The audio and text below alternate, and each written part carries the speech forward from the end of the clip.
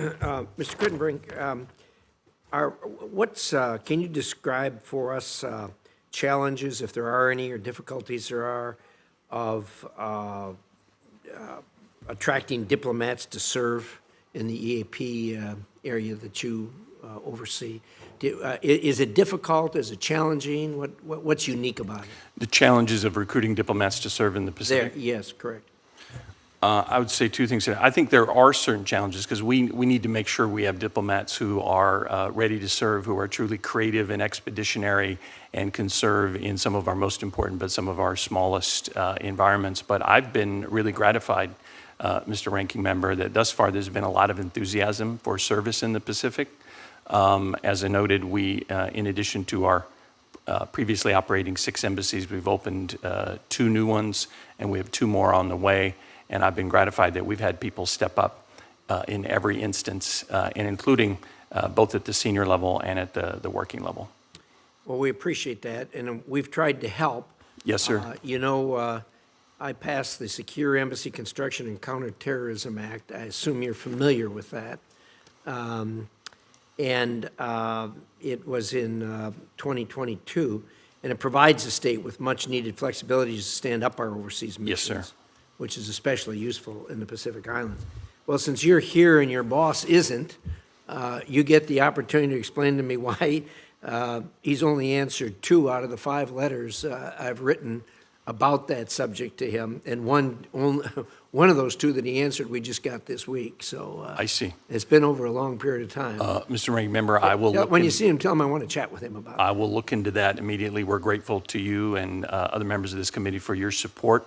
Because of your support, we've been able to open our 2 new embassies in the Solomons and Tonga in record speed, and I'm confident we will do the same in the very near future in Vanuatu, and we're still working on Kiribati, but grateful for the support. I appreciate that. Second, that law that we just discussed requires that the Secretary issue official guidance on implementing it. That hasn't been done. And I don't suppose you can't enlighten me as to when that might be done. That's something that... I can't, Mr. Ranking Member, but I will look into it immediately. Would you take that yes, for sir. the record, please? And, yes, sir. I'd like to hear about that. Okay. Mr. Ratner, I've been intrigued by the fact that the Chinese have been modestly successful in these policing agreements that they've entered into with some of the countries. You know, when we go out to try to work with another country, we offer things in food or medical area or education or human rights or things like that. But the Chinese focus on policing agreements.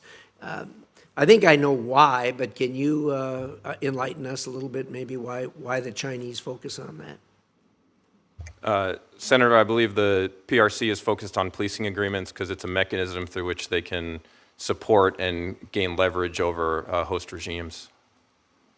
And the population itself, would you agree with that? Yes.